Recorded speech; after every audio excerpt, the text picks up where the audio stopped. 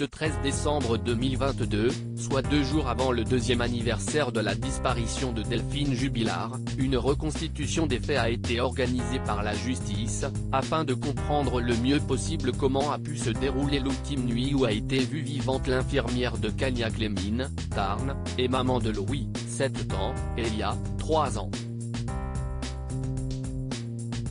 Aucune scène de crime et aucun corps n'ont été retrouvés pour l'heure, mais pour l'accusation, beaucoup d'éléments sont à charge sur Cédric Jubilard, père des enfants de la victime et avec qui elle était sur le point de divorcer. Elle espérait même s'installer avec son amant. Le principal suspect est actuellement en détention provisoire à la maison d'arrêt de Toulouse. C'est rendu sur les lieux pour cette étape cruciale de l'enquête. Le Point, à travers la plume de la spécialiste police-justice Valentine Arama, revient sur ce moment capital de l'enquête. Maître Pressec, qui défend une des cousines proches de Delphine Jubilard, fait une remarque très forte et parle même d'un moment de vérité. Quand Cédric Jubilard est arrivé devant la maison, il a blêmi, presque chancelé. Puis il s'est repris et il a finalement été égal à lui-même, ne répondant à rien.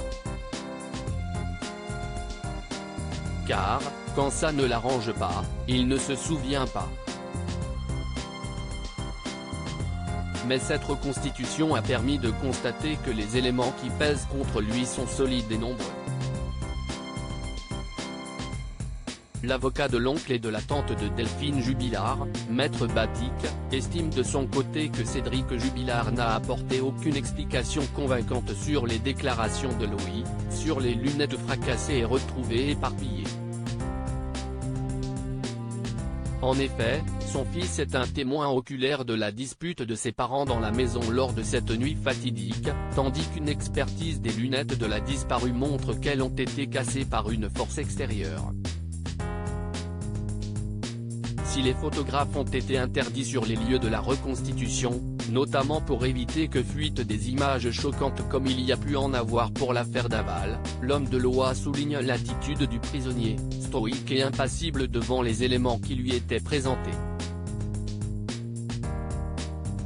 Cédric Jubilard reste présumé innocent des faits qui lui sont reprochés jusqu'au jugement définitif de cette affaire.